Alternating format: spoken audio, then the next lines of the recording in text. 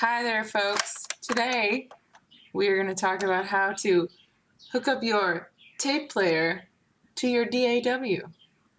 You can also use this as inspiration for hooking up all kinds of weird old stuff to use in your recordings so you can get that nostalgic back in the day sound. Before figuring this out, I thought maybe I could EQ in a certain way and find some effects plugins to get that gritty lo-fi analog sound of recording through a crappy mic and onto a crappy cassette player. But you know what? That sounded like way too much work when crappy mics and crappy cassette tape recorders were readily available at nearly every thrift store ever.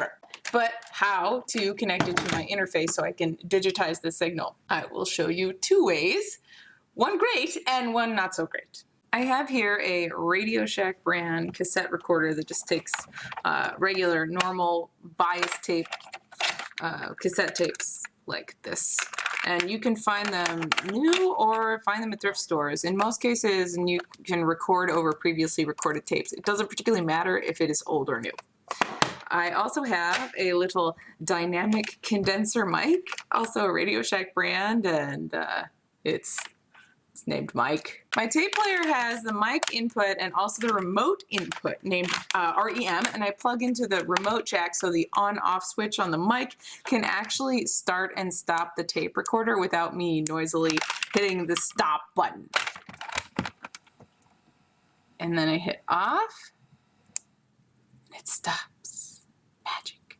And you don't actually need a separate mic, as many tape recorders can actually record directly in, but you get a lot of mechanical noise from the actual gears turning the cassette. So as long as the recorder has a headphone out jack, you can connect it to your DAW. Insert a tape, and we are ready to connect to the interface. Plug in an 1/8 inch aux cable into the headphone jack on the cassette recorder. And on the other end, I have a 1/4 inch adapter, turning the 1/8 inch into a 1/4 inch. And then pull up your DAW. I've got Cakewalk open here, start a new project for this tape test. The first not so great way I tried to connect the recorder to the interface was by just jamming this 1/4 inch right straight into the interface. Jammed in there on number 1. There's no signal until I hit record on this guy. And then there it is. Massive blown out signal. This is what it sounds like when you plug right into the interface with the hot unbalanced signal. You can already see that waveform is monstrous. Let's have a listen. This is what it sounds like when you plug right into the interface with the hot unbalanced signal. Yeah, so it can be kind of cool for a blown out, distorted sort of sound, but it's not, you have no control over it. No amount of messing with the gain on here is going to control that. None. The better way to do it is to take the 1/4 inch end and plug that into a DI box. It's a direct in box. Put it in there, and then run an XLR cable, which is grounded, into your interface. That takes the very hot, ungrounded signal from the tape cassette recorder and converts it into a balanced signal you now have plenty of control over to do with what you will. So let's try that. So now, hit record. Oh, you see that signal? That's nice. It's all in the green. It's much more manageable. And I can actually control it with the gain. This is what it sounds like when you record with a DI box from a crappy tape recorder. It's a lot better.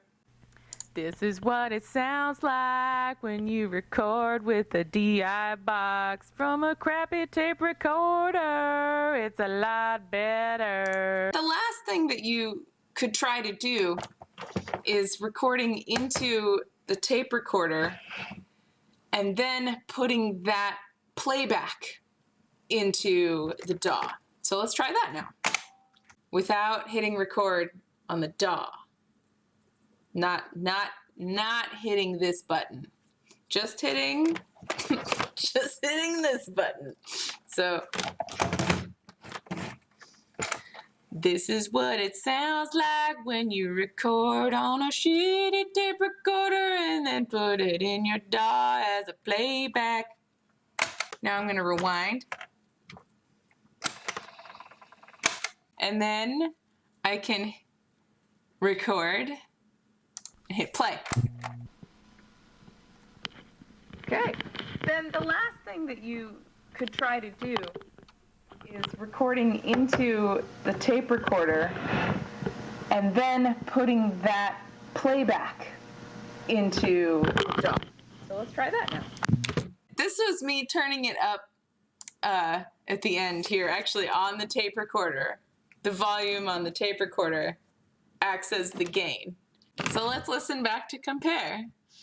This was the direct in mess of a hot signal.